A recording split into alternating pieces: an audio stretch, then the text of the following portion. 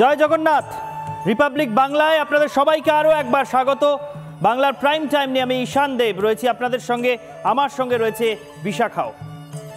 আজকে রথযাত্রার ঠিক আগের সন্ধ্যায় আমরা আপনাদের মুখোমুখি হয়েছি এবং এবারের রথযাত্রা বিশেষ সৌভাগ্যের মহাযোগ নিয়ে এসেছে প্রভু জগন্নাথের সমস্ত ভক্তদের সামনে। যদি ঈশ্বর সহায় থাকেন তাহলে আসলে কোনো নেতা, মন্ত্রী, আমলা কারুর সহায় থাকার প্রয়োজন হয় না। সেই জন্য এই রাজ্যের একজন মন্ত্রী যদি বলেন যে কেউ কেউ জন্মগতভাবেই দুর্ভাগ্য নিয়ে জন্মেছেন, তাহলেও কিছু যায় আসে না। তার কারণ ঠিক সেই সময়ই দেখুন কাকতালীয়ভাবে সৌভাগ্যের মহাযোগ চলে এলো আপামর ভারতবাসীর জীবনে। রথযাত্রা এদেশে অত্যন্ত বড় একটা উৎসব এবং সেই উৎসব সবচেয়ে বড়ভাবে পালিত হয় কোথায়? পুরীতে। পুরী ধামে বা শ্রীক্ষেত্রে এবার সেই উৎসব সৌভাগ্যের এক মহাযোগ নিয়ে এসেছে, এক বিশেষ মহাযোগ। তার কারণ প্রত্যেক বছর শুধু রথযাত্রার দিনেই রথের রশি স্পর্শ করার সৌভাগ্য হয় জগন্নাথের ভক্তদের সামনে, কিন্তু এবার পরপর দুদিন ধরে রথের রশি স্পর্শ করা যাবে। তার কারণ রথযাত্রা একদিনে শেষ হচ্ছে না। রথযাত্রার দিন অর্থাৎ আগামীকাল মানে রবিবার পুরীর জগন্নাথ মন্দিরের সামনে থেকে প্রভু জগন্নাথ, বলভদ্র এবং সুভদ্রা তিনটি রথে করে রওনা দিচ্ছেন মাসির বাড়ির দিকে অর্থাৎ গুন্ডিচা মন্দিরের দিকে। কিন্তু কালকে তারা পৌঁছচ্ছেন না মাসির বাড়ি, মাঝপথেই রথ থামছে, রাত কাটবে পথে এবং রথে। তারপর পরদিন সকালে আবার রথ যাত্রা শুরু করবে। সোমবার দুপুরের দিকে রথ গিয়ে পৌঁছবে মাসির বাড়িতে। পরপর দুদিন ধরে রথযাত্রা চলবে পুরীর রাস্তায়, পুরীর গ্র্যান্ড রোডে। অর্থাৎ পরপর দুদিন ধরে ভক্তরা রথের রশি স্পর্শ করার সুযোগ পাবেন, পরপর দুদিন রথ টানার সুযোগ পাবেন এবার ভক্তরা। সৌভাগ্যের সেই মহাযোগ কিভাবে এলো এবার আপামর ভক্তের জীবনে, তাই নিয়েই বাংলার প্রাইম টাইমে সমস্ত নির্ঘণ্ট তুলে ধরব আমি আর বিশাখা।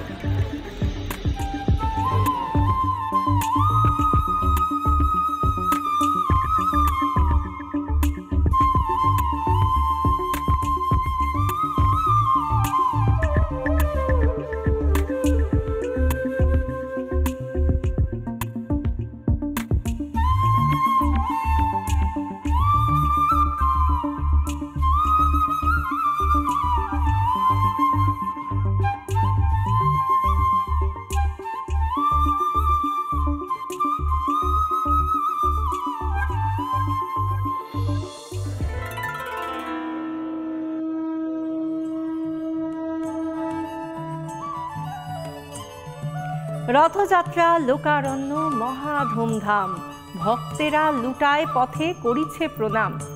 রথযাত্রায় শ্রীক্ষেত্র পুরীর এই ছবি তো আমরা বারবার দেখি, বছর বছর দেখি, সেই ছবি দেখেই তো আমরা অভ্যস্ত। সারা বিশ্বে প্রভু জগন্নাথের ভক্তরা মনে মনে প্রার্থনা করেন জীবনে অন্তত একবার যদি শ্রীক্ষেত্রে গিয়ে রথের রশি ছুঁতে পারেন। কেউ পারেন, কেউ পারেন না, কিন্তু দূরে হোক বা কাছে জগতের নাথ থাকেন সবার মনে। ধর্মীয় রীতি অনুসারে স্নান যাত্রার পর জ্বর আসে প্রভু জগন্নাথ, বলভদ্র ও দেবী সুভদ্রার। সেই সময় আলাদা ঘরে রাখা হয় তাঁদের। ভক্তেরা এই সময়টা যেন নিঃশ্বাস বন্ধ করে অপেক্ষা করেন, কারণ 14 দিনের সেই নির্ভৃত বাস শেষেই তো ভক্তের মুখোমুখি হবেন ভগবান। এবছর রথের রশিতে টান পড়তে আর বাকি মাত্র কিছুটা সময়। কাল বিকেলে পুরীর পথে দেখা মিলবে সেই 3 রথের। ভাই বোনের সঙ্গে নগর পরিক্রমায় বেরোবেন প্রভু জগন্নাথ। তবে এবারে যেন ভগবান ভক্তের কাছে একটু বেশি সময়ের জন্যই থাকতে চাইছেন। তাই তো 53 বছর পর এবার 2 দিন পর পর রথের রশিতে টান পড়বে। আগামীকাল বিকেলে রথযাত্রা শুরু হয়ে কিছু দূর গিয়ে থামবে সূর্যাস্তের সময়। আর তারপরের দিন অর্থাৎ 8ই জুলাই সোমবার রথে চড়ে 3 ভগবান পৌঁছবেন গুন্ডিচায় মাসির বাড়ি। প্রথমেই আজকের সবচেয়ে আকর্ষণীয় ছবিগুলো দেখে নিই। ওড়িশার পুরীতে রথযাত্রার প্রস্তুতি জমজমাট। প্রথমেই যে ছবি দেখব, আমি পিসিআরকে দেখাতে বলবো নতুন রথের ছবি। প্রভু জগন্নাথ, বলভদ্র এবং সুভদ্রা মহারানীর জন্য নতুন রথ তৈরি হয়েছে, 3টি নতুন রথ। সেই ছবি দেখে নিন। প্রথমেই নতুন রথ, সেই রথ নিয়ে যাওয়া হয়েছে মন্দিরের সামনে, জগন্নাথ মন্দিরের সামনে। এই রথে চড়ে আগামীকাল মাসির বাড়ির উদ্দেশ্যে রওনা দেবেন জগন্নাথ, বলভদ্র এবং সুভদ্রা। এই রথে চড়ে সেই নতুন রথ তৈরি হয়ে গিয়েছে। সেই নতুন রথ আজ পুরীর জগন্নাথ মন্দিরের সামনেও পৌঁছে গিয়েছে। আরও একটা ছবি দেখাই। ওড়িশার নবনির্বাচিত মুখ্যমন্ত্রী মোহন চরণ মাঝি, তিনি আজ রথযাত্রার প্রস্তুতি পুরীতে গিয়ে সরেজমিনে খতিয়ে দেখেছেন। এবং শুধু তাই নয়, যে পথ ধরে জগন্নাথ মন্দির থেকে গুন্ডিচা মন্দির পর্যন্ত এগোবে রথ, সেই পথ নিজের হাতে ঝাঁটা দিয়ে পরিষ্কার করেছেন ওড়িশার মুখ্যমন্ত্রী মোহন চরণ মাঝি। সেই ছবি এই মুহূর্তে দেখতে পাচ্ছেন। ওড়িশায় এবারই নির্বাচনে সরকারের ক্ষমতার হাত বদল হয়েছে এবং নতুন মুখ্যমন্ত্রী হয়েছেন এই মোহন চরণ মাঝি। তিনি মুখ্যমন্ত্রীত্বের কিছুদিনের মধ্যেই রথযাত্রার মতো এই বিরাট উৎসবকে সামনে পেয়েছেন এবং তিনি নিজে গিয়ে সরেজমিনে সেই প্রস্তুতি খতিয়ে দেখেছেন এবং নিজের হাতে ঝাঁটা তুলে নিয়ে সেই পথ পরিষ্কার করেছেন নিজের হাতে, যে পথ দিয়ে আগামীকাল প্রভু জগন্নাথের রথ এগোবে মাসির বাড়ির দিকে। আরও একটা ছবি দেখাবো, সেই ছবিটা পুরীর জগন্নাথ মন্দিরের ছবি। রথযাত্রা উপলক্ষে কিভাবে মন্দির সেজে উঠেছে, মন্দির চত্বর, মন্দিরের আশপাশ, গ্র্যান্ড রোড, সবটা কিভাবে সাজিয়ে তোলা হয়েছে এই রথযাত্রাকে কেন্দ্র করে, সেই ছবি এই মুহূর্তে দেখতে পাচ্ছেন। গোটা পুরী জুড়ে, গোটা শ্রীক্ষেত্র জুড়ে সাজো সাজো রব। প্রভু জগন্নাথ রওনা দেবেন আগামীকাল রথে চড়ে মাসির বাড়ির উদ্দেশ্যে। প্রতি বছরই রথযাত্রার দিন জগন্নাথ মন্দির থেকে প্রভু জগন্নাথ রওনা দেন মাসির বাড়ির দিকে, কিন্তু এবার অবকাশটা একটু অন্য রকম। কারণ অন্যান্য বছর একদিনেই রথ পৌঁছে যায় জগন্নাথ মন্দির থেকে গুন্ডিচা মন্দির পর্যন্ত, কিন্তু এবার তিথি এমনভাবেই পড়েছে, এমন সময়েই সমস্ত আচার অনুষ্ঠান শুরু হচ্ছে যাতে রথের রশিতে টান পড়তে বিকেল হয়ে যাবে এবং সূর্যাস্তের আগে রথ মাসির বাড়ি পর্যন্ত পৌঁছবে না, যে কারণে মাঝপথেই থেমে যাবে রথ। আগামীকাল নয়, আগামী পরশু আবার নতুন করে রথ টানা শুরু হবে এবং আগামী পরশু বিকেলের আগে দুপুরের দিকে রথ গিয়ে মাসির বাড়িতে পৌঁছবে। ফলে এবার পুরীতে আয়োজনটা অবশ্যই অন্যান্য বারের চেয়ে একটু আলাদা এবং যেহেতু দুদিন ধরে রথের রশিতে টান দেওয়ার সুযোগ রয়েছে ভক্তদের সামনে, তাই অন্যান্য বারের চেয়ে দ্বিগুণ সংখ্যক ভক্ত এবার চাইলে রথযাত্রায় অংশ নিতে পারেন বা রথের রশি স্পর্শ করার সুযোগ পেতে পারেন।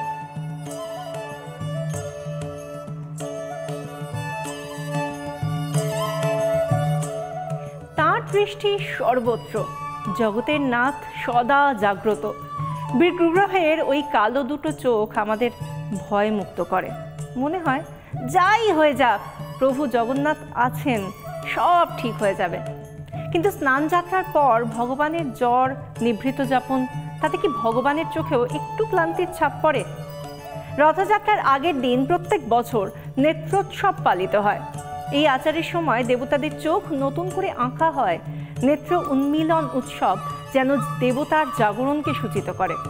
যেমন মহালয়ায় দেবী দুর্গার চক্ষুদানের মধ্যে দিয়ে দুর্গোৎসবের সূচনা হয়, সেরকমই এই নেত্রোৎসব ও তারপর বিগ্রহের রূপটান অনুষ্ঠান, যার পোশাকি নাম নবযৌবন উৎসব। এবছর তিথি অনুযায়ী একই দিনে নেত্র উৎসব, অর্থাৎ আগের দিন নয়, রথযাত্রার দিনই এই উৎসব এবং সেই সঙ্গে নবযৌবন বেশ দর্শন এবং রথযাত্রা। আজ রাত 2টায় শুরু হচ্ছে নেত্র উন্মিলন উৎসব, তারপর হবে নবযৌবন বেশ উৎসব। মহাযোগ বা সর্বার্থ সিদ্ধি যোগের যে সময় এসেছে রথযাত্রার দিন এবং তারপরের বেশ কিছুটা দিন, তা বিশেষ তাৎপর্য বহন করে। আমরা জানি ভারতীয় দর্শন অনুসারে, ভারতীয় জ্যোতিষশাস্ত্র অনুসারে বা ভারতীয় বৈদিক পরম্পরা অনুসারে বিশেষ দিনে যখন বিশেষ নক্ষত্র সংযুক্ত হয় তখন সেটাকে আমরা বলি সিদ্ধিযোগ। একই সঙ্গে বিশেষ দিন, বিশেষ বার, বিশেষ নক্ষত্র এবং সূর্যের বিশেষ অবস্থান যদি যুক্ত হয় এবং সেই সঙ্গে যদি চন্দ্র দর্শন যুক্ত হয়, তখন সেটাকে বলা হয় সর্বার্থ সিদ্ধি যোগ, যা এবছর 6 জুলাই এবং 7 জুলাই সেই সময়ের মধ্যবর্তী সময়ে আমরা সর্বার্থ সিদ্ধি যোগ দেখতে পাচ্ছি। প্রশ্ন হচ্ছে যে এই সর্বার্থ সিদ্ধি যোগে কী হবে? ভারতবর্ষে চন্দ্র এবং সূর্যের একটি অবস্থান এবং সেই পরিপ্রেক্ষিতে পৃথিবীর অবস্থান বিশেষ গুরুত্বপূর্ণ। সেই জন্য এবারের যে সর্বার্থ সিদ্ধি যোগ পড়েছে, সিদ্ধি যোগ আমরা প্রায় প্রতি সপ্তাহে বা প্রতি 15 দিনে পেতে পারি, কিন্তু সর্বার্থ সিদ্ধি যোগ আমরা সবসময় পেতে পারি না। শুনলেন পুরাণ গবেষক মানস ভট্টাচার্যের কথা। তিনি ব্যাখ্যা করছিলেন যে এবারের এই যোগকে বিশেষ মহাযোগ কেন বলা হচ্ছে, কারণ সর্বার্থ সিদ্ধি যোগ তিনি একটা বিশেষ পরিভাষা ব্যবহার করছিলেন, সর্বার্থ সিদ্ধি যোগ। প্রত্যেক সপ্তাহে বা প্রতি 15 দিনে একটা নির্দিষ্ট দিন আসে যেদিন বিশেষ নক্ষত্র বিশেষ রাশিতে অবস্থান করে এবং সেই দিনকে সিদ্ধিযোগ বলা হয়। এছাড়া সূর্য এবং পুষ্যা নক্ষত্র একই লগ্নে একই রেখায় অবস্থান করছে কিনা সেটাও একটা সুসময় বা শুভ তিথি হিসেবে গণ্য হয়। এবারে রথযাত্রা এমন দিনে পড়েছে যেদিন সিদ্ধিযোগ এবং সূর্য বা অন্যান্য নক্ষত্রের অবস্থান একই দিনে সব রকমভাবে শুভ হিসেবে পরিগণিত হচ্ছে। সেই জন্য শুধুমাত্র সিদ্ধিযোগ নয়, এই দিনকে সর্বার্থ সিদ্ধিযোগ বলা হচ্ছে। এবং এমন সময়ে রথযাত্রার আগের অন্যান্য উপাচার বা আচার অনুষ্ঠান শুরু হচ্ছে যে রথের রশিতে টান পড়ার সময় কিছুটা পিছিয়ে যাচ্ছে। যেমনটা বিশাখা একটু আগে বলছিল যে অন্যান্য বছর যেমনটা হয়, অন্যান্য বছরের রথযাত্রার আগের দিনই এই নেত্র উন্মিলন উৎসব এবং নবযৌবন বেশ সেগুলো সম্পূর্ণ হয়ে যায়, কিন্তু আজ এখনো পর্যন্ত সেগুলো সম্পূর্ণ হয়নি, বরং সেগুলো শুরুই হয়নি। আমরা একটু নির্ঘণ্টটাও দেখে নেব। এবছর আজ রাত 2টোর পরে গিয়ে শুরু হবে নেত্র উন্মিলন উৎসব, তারপরে হবে নবযৌবন বেশ, এবং তারপর 7 জুলাই মানে রবিবার সকাল থেকে কিভাবে রয়েছে নির্ঘণ্ট।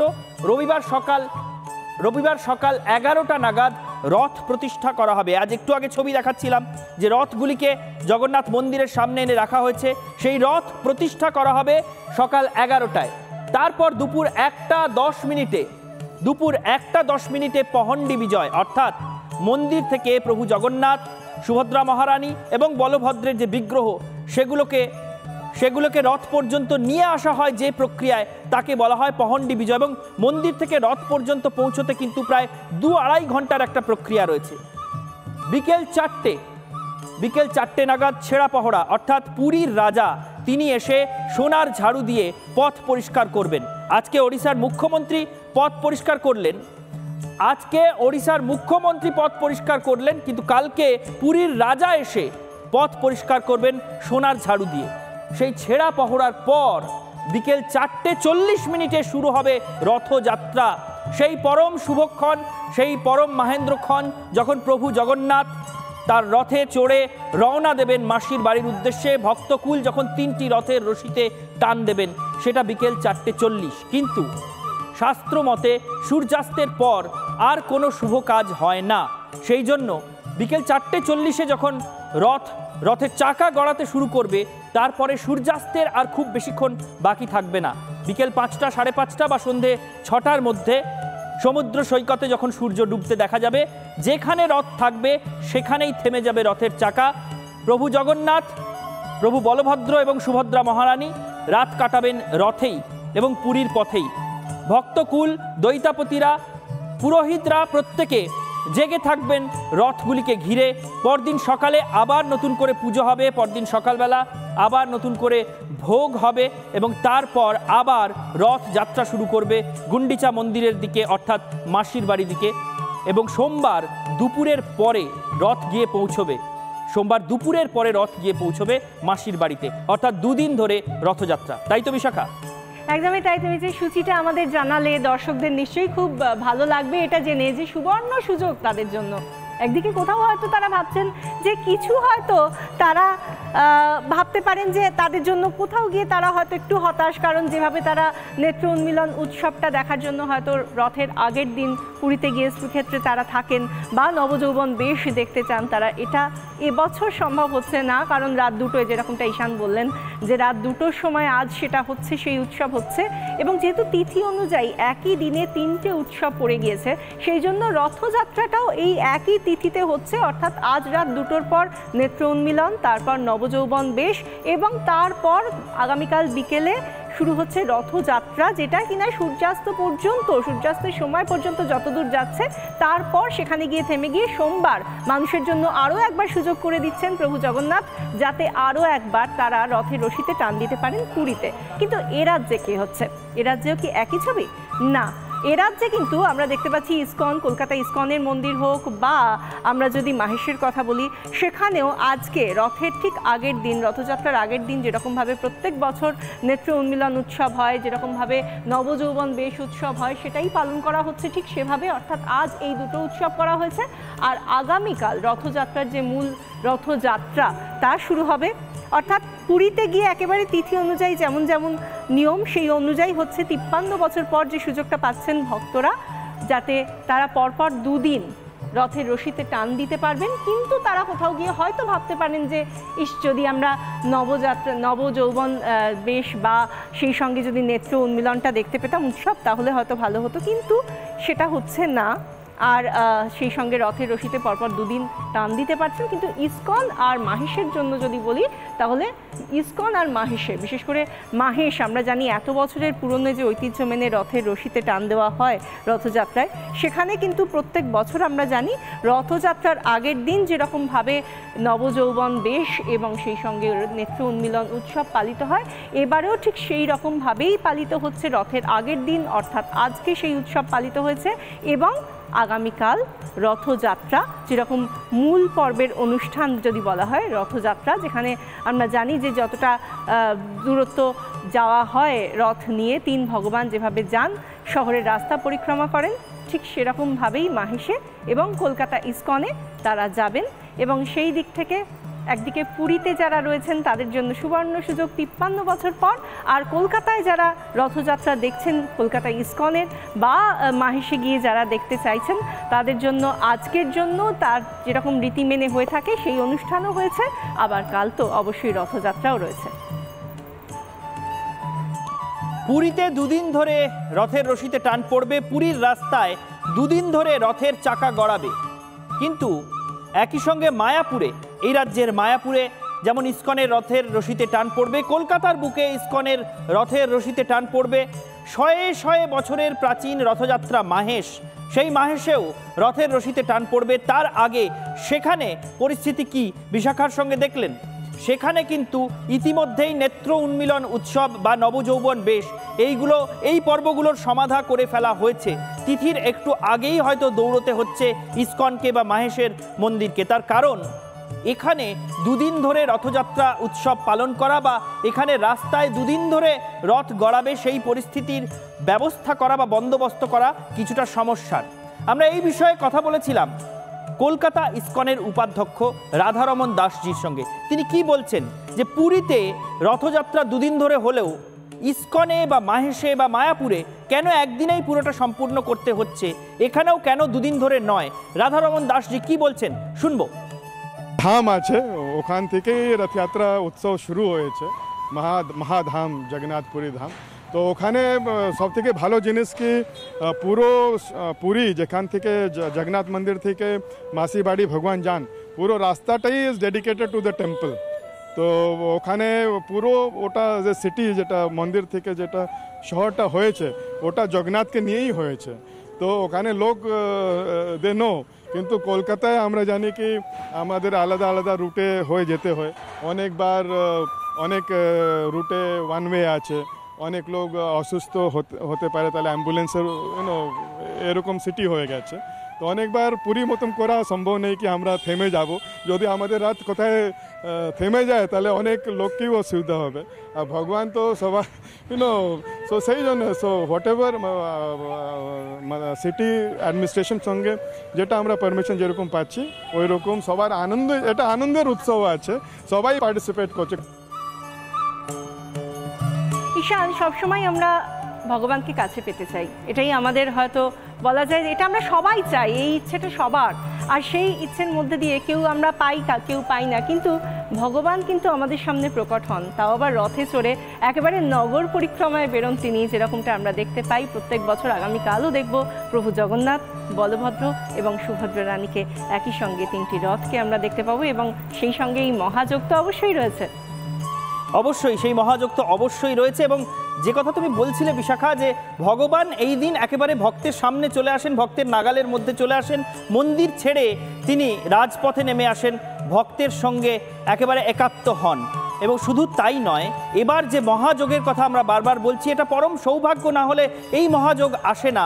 53 বছর পর আবার 5 দশক পর আরও একবার এই মহাযজ্ঞ এলো, যেবার শ্রীক্ষেত্র মানে পুরীতে পরপর 2 দিন ধরে পুরীর রাস্তায় রথের চাকা গড়াবে। 2 দিন ধরে প্রভু জগন্নাথ, প্রভু বলভদ্র এবং সুভদ্রা মহারানী পুরীর রাস্তায় থাকবেন, রাত কাটাবেন ভক্তদের মাঝে রাস্তায়। এই পরম সৌভাগ্যের ক্ষণ আজ মাঝ রাত থেকেই শুরু হতে চলেছে সেই আচার অনুষ্ঠান। কালকে দিনভর এবং পরশু দিনভর এই আচার অনুষ্ঠান চলবে, পুরীর রাস্তায় রথযাত্রা চলবে। আপামর ভারতবাসী চেয়ে রয়েছেন সেই সৌভাগ্যের মহাযজ্ঞের দিকে। বাংলার প্রাইম টাইম আজকের মতো শেষ করছি এখানেই। দেখতে থাকুন রিপাবলিক বাংলা।